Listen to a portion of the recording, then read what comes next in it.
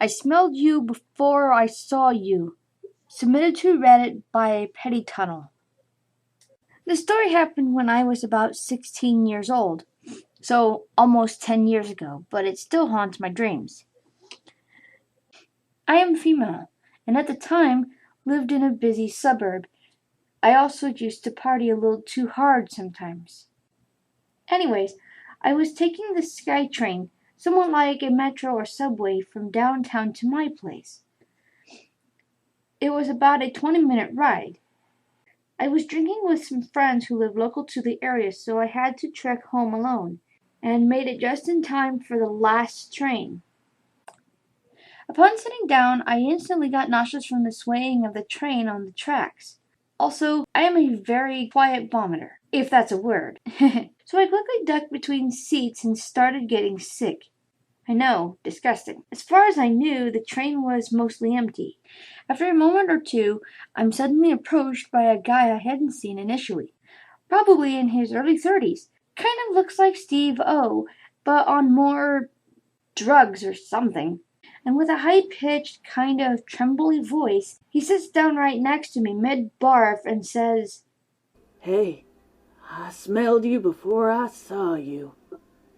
Were you drinking coolers tonight?" I just say no. Because I felt so horrible, that's the only thing I could even get out, and then I just continued getting sick. He started talking to me about how my chuck smelled sweet, and all kinds of other weird things I can't really remember. But it lasted all the way until my stop. I got off the train and he followed me off, continuing to talk to me and act like we were almost friends, like we knew each other. I was feeling so sick I was giving short one-word answers because I didn't want a confrontation with this psycho. I remember feeling very vulnerable and afraid. Thank God I was meeting up with friends back in my city to smoke a doobie. So I stumbled off the train at my stop, this guy following me, and I didn't want to be rude to him or risk him getting aggressive at me, especially in the state I was in. So I just kept my talking to a minimum, knowing I was meeting my friends.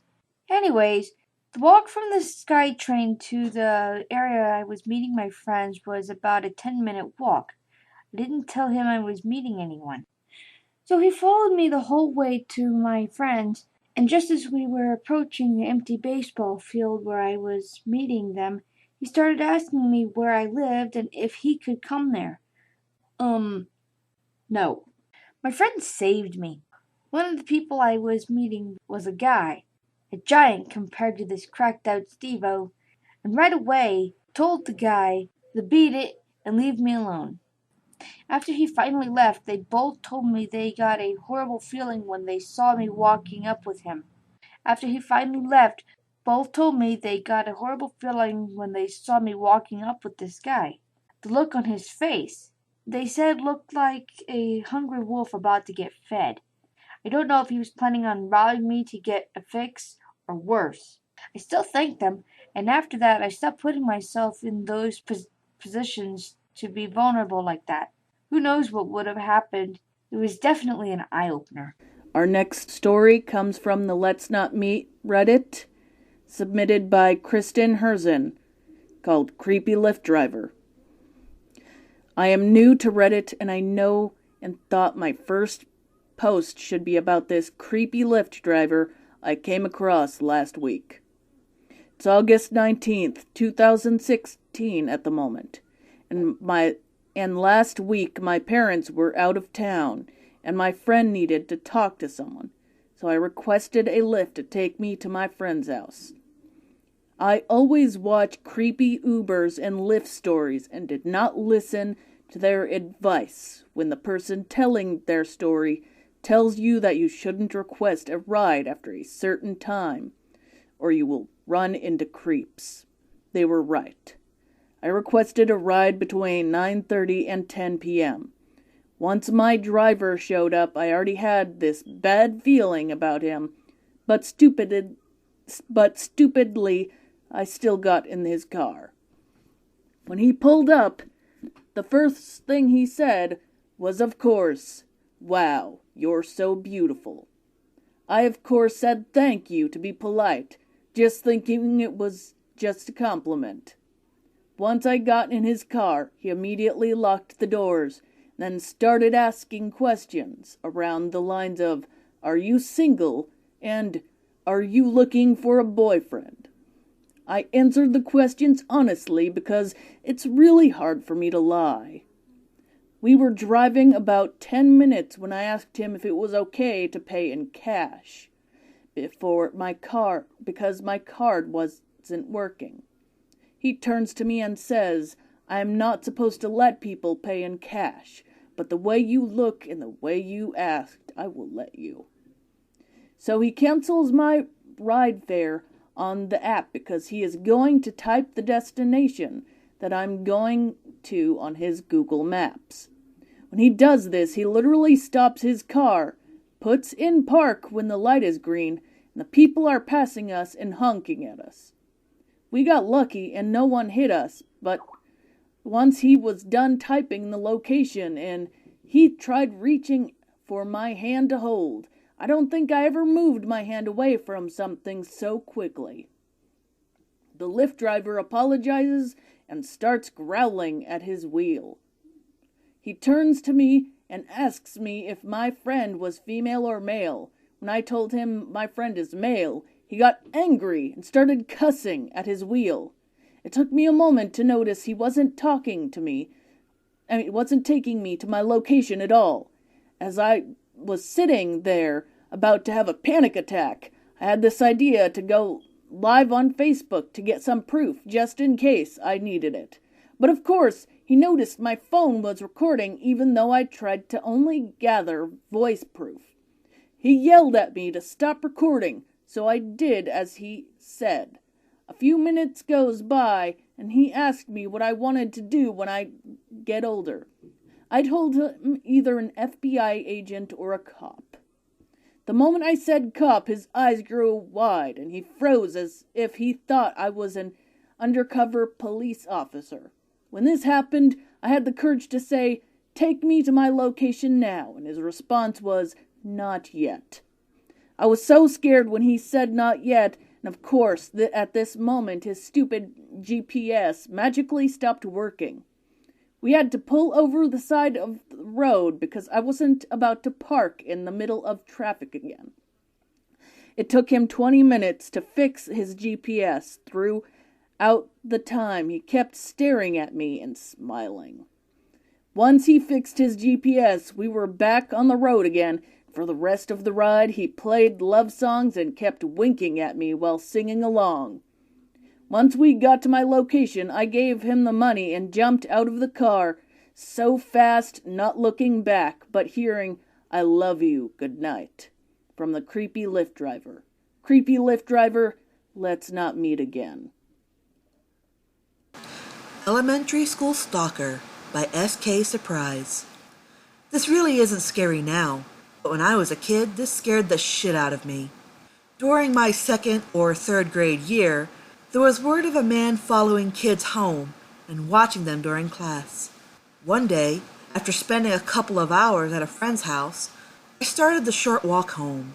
When I reached my driveway and got about halfway up, I noticed a feeling that I hadn't been paying attention to on the walk home. I looked behind me and saw a green car. I don't remember the make or model, and there was a man sitting inside, just at the end of my driveway. I couldn't see his face. My fight-or-flight instinct kicked in, and I bolted up to the front door, and the man sped off down the road. I told my mom, and she hesitantly called the police, thinking I was overreacting.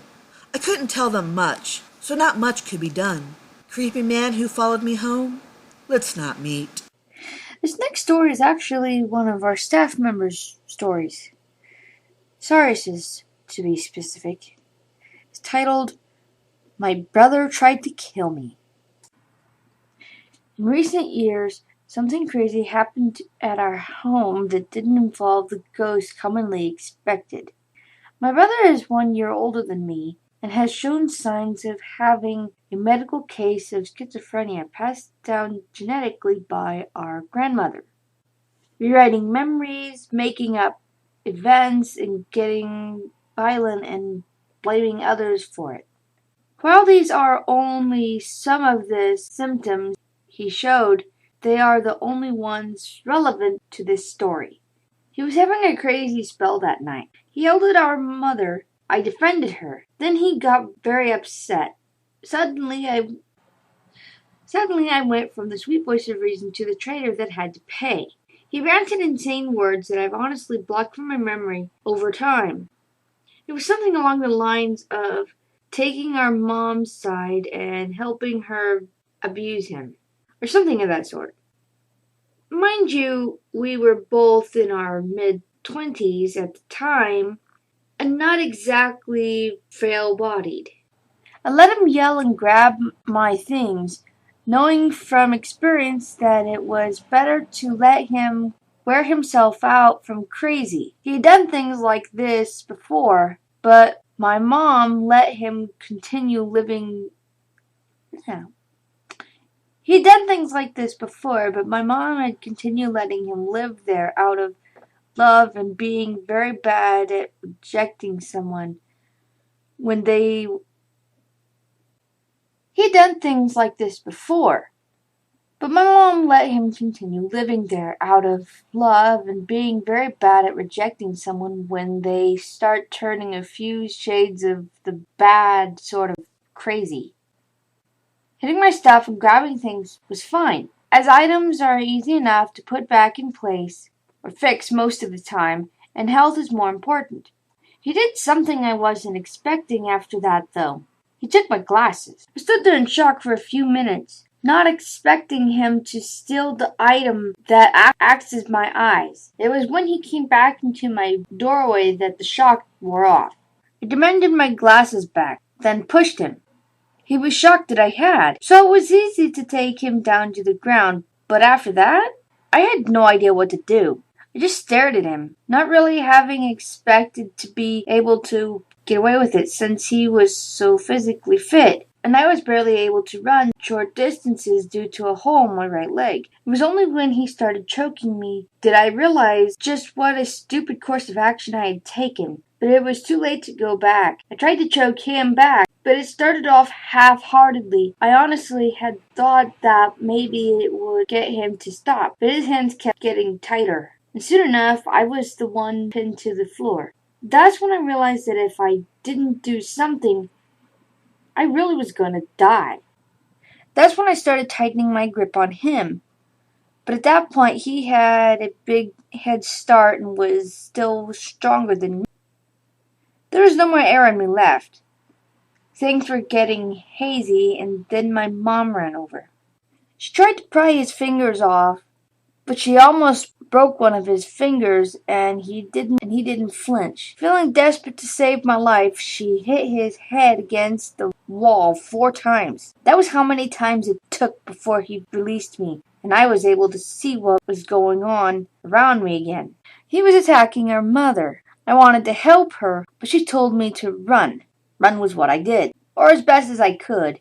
Down the hallway, through the living room, then out the garage. At some point, my mother was unable to hold him back, though. As he popped into the side yard, scared shitless, I ran away as fast as I could.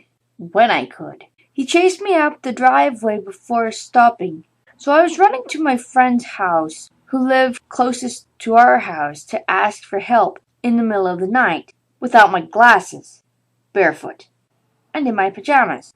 Around 2 blocks later, I got to her home and explained what had happened. This was my friend Kay, a smart but very strong sort of person. She said she would go back with me so I could check if my mother was alright. If he tried something else, she would call the police using her cell phone. This assured me enough, so we started back on the path to getting back to my house. We entered the house through the front door since there was no sense in trying to hide now. The house was empty of both my mother and my brother. While my glasses were found by my friend and then placed back on my face, not seeing my mother or brother there terrified me. I didn't know if my mother was all right or even still alive. After a few minutes, my mom returned to the house from the backyard. We had both been worried, it seemed, and my mother was very glad to see that I was all right. I was also happy to see that she was all right. Another person arrived after that. It seemed that my brother had passed out in the van in our driveway. While he had said some things to the person visiting, we will call her C, I don't remember what it was. I remember that it was crazy sounding, that's all. The fear from that event scared me enough to where I stayed out of town for a week, and I will likely never feel completely safe around my brother ever again.